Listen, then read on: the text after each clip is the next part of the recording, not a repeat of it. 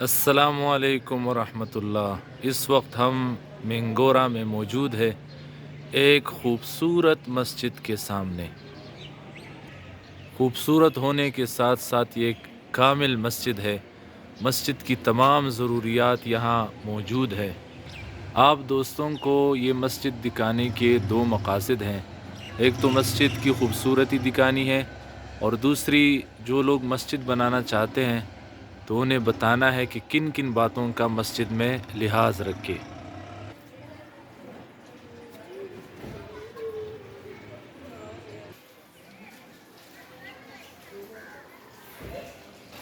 तो पहली बात यह है कि जब आप मस्जिद का नक्शा बनाएं तो अपने जीप पर नज़र रख कर ना बनाएं, बल्कि अल्लाह के ख़ज़ानों पर नज़र रख के मस्जिद का नक्शा बनाएं ताकि मस्जिद कामिल बने।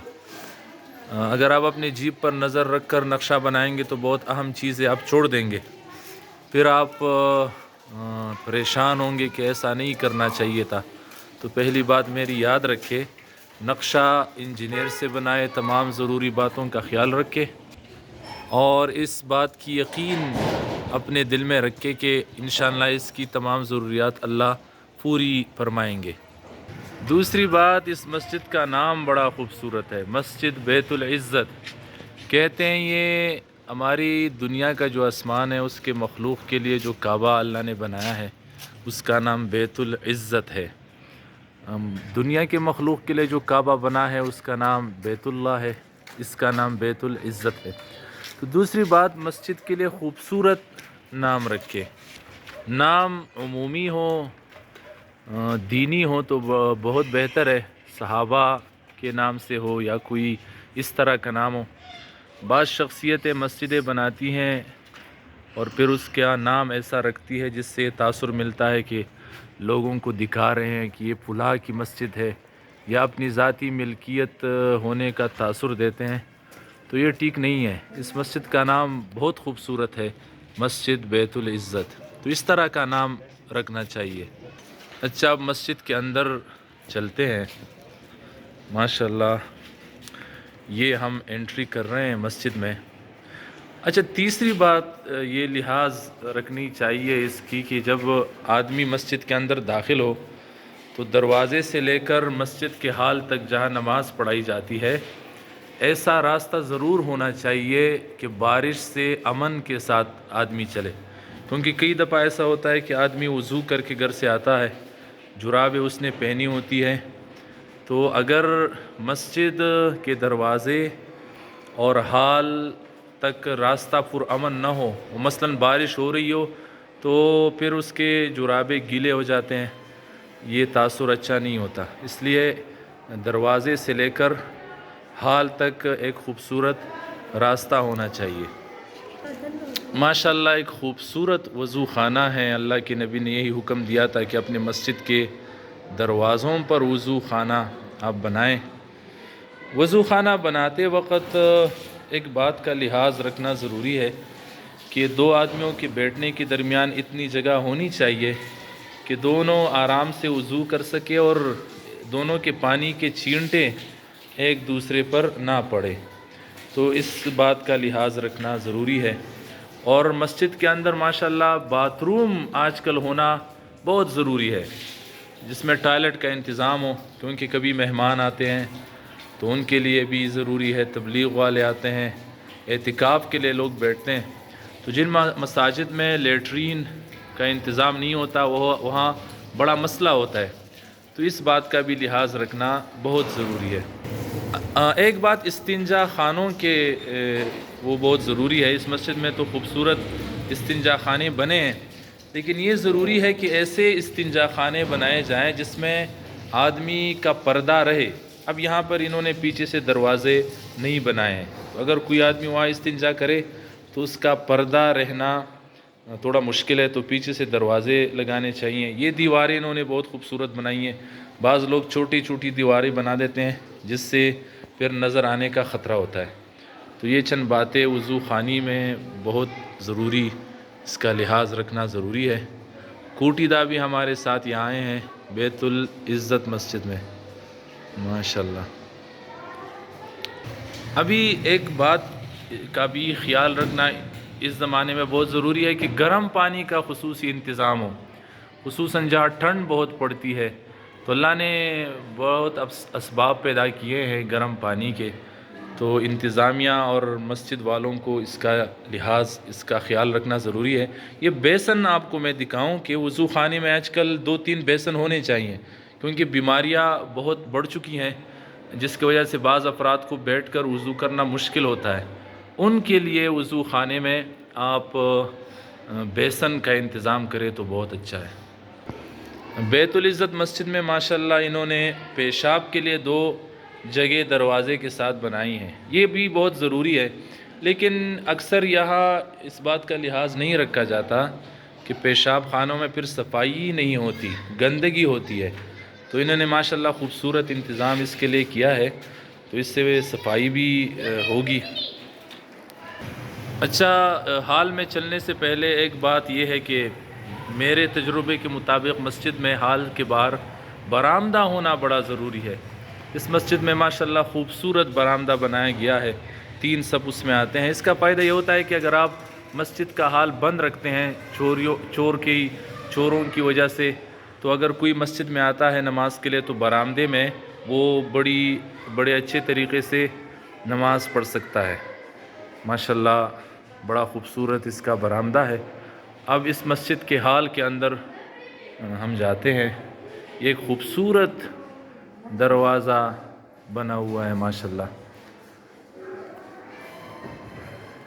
ماشاءاللہ، اللہ اکبر، بڑی محنت انہوں نے کی ہوئی ہے۔ دروازوں پر، دیواروں پر لکڑی کا کام ہوا ہے، آپ دیکھ سکتے ہیں۔ یہ 2 چھت مسجد ہے، گیلری، امام کے لیے ممبر کا ہونا بڑا ضروری ہے، اور ممبر ایسی جگہ رکھے کہ پوری مسجد میں جہاں بھی لوگ ہو وہاں سے امام نظر آئے جب وہ بیان کر رہا ہو، اور امام کو بھی تمام افراد نظر آئے۔ بعض لوگ ممبر محراب کے بالکل اندر بنا دیتے ہیں، جب اس میں امام بیٹھتا ہے تو جو پہلے صف کے آخری کنارے والے ہوتے ہیں ان کو امام نظر نہیں آتا، نہ امام کو وہ لوگ نظر آتے ہیں۔ تو جب وہ بیان کرتا ہے تو ان لوگوں کی توجہ اکثر امام کی طرف پھر نہیں ہوتی۔ ماشاءاللہ خوبصورت فانوس ہے۔ ایک اہم بات جس کا لحاظ رکھنا ضروری ہے کہ جہاں گرمیاں بہت پڑتی ہے، ہمارے سوات میں بھی گرمیاں ہوتی ہے گرمیوں کے موسم میں، تو مسجد کے حال کے اندر وینٹیلیشن بہت ضروری ہے، یعنی دونوں طرف کھڑکیاں ہوں، ایک طرف سے ہوا آئے تو دوسری طرف سے نکلے، یا جس طرف سے بھی ہو، لیکن وینٹیلیشن کا نظام بہت ضروری ہے کہ ہوا اس کے اندر آئے جائے۔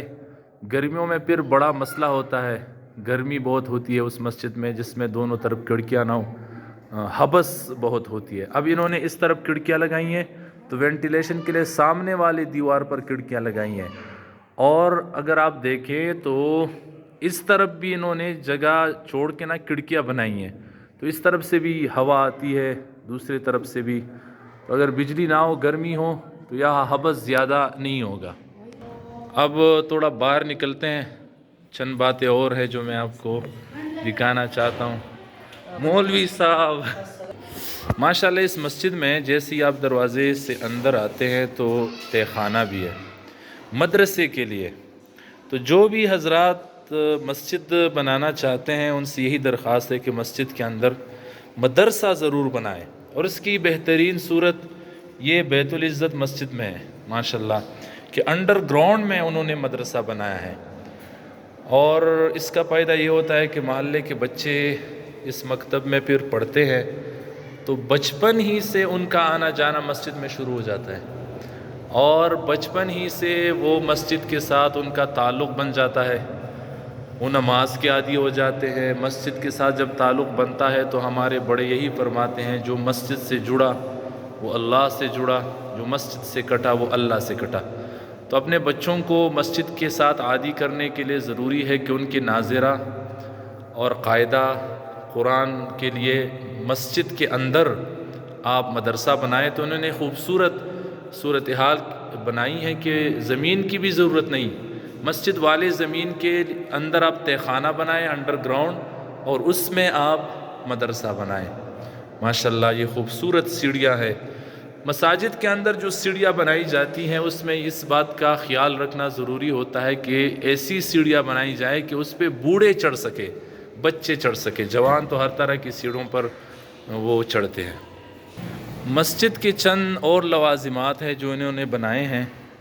تیسری چھت پر ایک تہہ خانے کا یہ ایک چھت ہے، تو ہم اوپر جاتے ہیں، آپ کو بتاتے ہیں کہ مسجد میں اور کتنی باتیں ہیں جن کا خیال رکھنا ضروری ہے۔ اب ایک بہت ضروری بات ہے، ہر مسجد میں امام کے لیے ایک مستقل کمرے کا ہونا بہت ضروری ہے۔ غرفۃ الامام، غرفۃ الخطیب، ماشاءاللہ انہوں نے خوبصورت کمرہ بنایا ہے جہاں پر امام نمازوں کے فارغ اوقات میں بیٹھیں، ان کے مہمان آئے تو ان کے ساتھ بیٹھے، ان کی کتابیں ہوں ادھر۔ ماشاءاللہ قاری مولانا احسان اللہ صاحب عمرہ سے ابھی تشریف لائیں۔ یہ بڑا خوبصورت انہوں نے اپنے امام کے لیے کمرہ بنایا ہے جہاں مہمان ان کے ساتھ بیٹھتے ہیں، بات چیت کرتے ہیں۔ محلے کا کوئی مقتدی بھی اگر امام کے ساتھ کوئی بات چیت کرنا چاہے تو اس کمرے کا ہونا بہت ضروری ہے۔ ماشاءاللہ لقد ہو زبردست انعامات تھی۔ تو اب دیکھیں انہوں نے اپنے امام کے لیے کتنا خوبصورت کمرہ بنایا ہے۔ یہ وہ گیلری والی چھت ہے۔ اب ایک اہم بات جو یہاں انہوں نے ہمیں سکھائی ہے کہ مبلغین حضرات جو تبلیغ والے ہیں وہ تو ہر مسجد میں جاتے ہیں، تو ان کے لیے انہوں نے خصوصی کمرہ بنایا ہے، غرفۃ المبلغین، تبلیغی حضرات کا کمرہ ہے۔ تو یہاں پہ وہ بیٹھتے ہیں، کھانا کھاتے ہیں مسجد سے سائڈ پر۔ ماشاءاللہ اب دیکھیں تو یہ بھی نقشے میں لانا ضروری ہے کہ مہمانوں کے لیے، مبلغین کے لیے خصوصی کمرہ ہو۔ اور ادھر آپ دیکھیں کہ ان کے لیے خصوصی باتھ روم ادھر بنائے ہیں، اور وہ آج کل یہ بہت ضروری ہے کہ ان کے لیے کپڑے دھونے کے لیے، برتن دھونے کے لیے ادھر اس کمرے کے ساتھ خصوصی جگہ انہوں نے بنائی ہے، اور مطبخ بنایا ہے۔ ماشاءاللہ ادھر مہمان مبلغین حضرات وہ خصوصی طور پر کھانا پکا سکتے ہیں۔ انہوں نے تو حد ہی کر دیے، یہ سارے سامان وغیرہ، یعنی یہ گھر کی طرح ایک باورچی خانہ انہوں نے بنایا ہے، تمام سامان ادھر وہ پڑا ہے۔ ماشاءاللہ ماشاءاللہ آپ کو گیلری دکھاتے ہیں۔ گیلری کا ہونا بہت اچھا ہے مساجد میں، اس سے مسجد ٹھنڈی بھی رہتی ہے اور مسجد اونچی بھی ہو جاتی ہے۔ اگر نمازیوں کی کثرت ہو تو ان کا بھی انتظام بڑے اعلیٰ طریقے سے ہوتا ہے۔ ماشاءاللہ یہاں سے اب محراب بڑا خوبصورت نظر آ رہا ہے۔ یہ آپ دیکھیں ماشاءاللہ بارک اللہ، بہت محنت کی ہے، اللہ محنت کو قبول کرے، اللہ اس کو ہدایت کا مرکز بنائے۔ جتنا انہوں نے خوبصورت بنایا ہے، اتنی ادھر خوبصورت دین کی خدمت ہو، محبت کے ساتھ، سکون کے ساتھ، اللہ ان کی محنتوں کو قبول کرے۔ ماشاءاللہ اس مسجد میں سٹیل کا مینار لگا ہے۔ اگر یہ تو ضروریات میں سے نہیں ہے، لیکن اگر اللہ استطاعت دے تو مسجد پر مینار بنانا چاہیے، یہ علامت ہوتی ہے مساجد کی۔ یا کوئی گنبد بنائے، کوہاٹ مرکز بناتا تو اس پہ مینارہ بھی نہیں تھا اور گنبد بھی نہیں تھا۔ حاجی عبدالوہاب صاحب رحمۃ اللہ علیہ نے دیکھ کر فرمایا یہ کیا یونیورسٹی بنائی ہے، کوئی علامت ہو جس سے پتہ چلے کہ مسجد ہے، تو یہ مسجد کی علامت ہے۔ ابھی ادھر سیڑھیاں لگی ہیں آخری چھت پر جانے کے لیے، لیکن ہم اوپر نہیں جاتے۔ لیکن آخری بات یہ ہے کہ اس چھت پر انہوں نے تبلیغ والوں کے لیے کپڑے دھونے کا اور پھر اس کے سکھانے کا بھی خوبصورت انتظام کیا ہوا ہے۔ ماشاءاللہ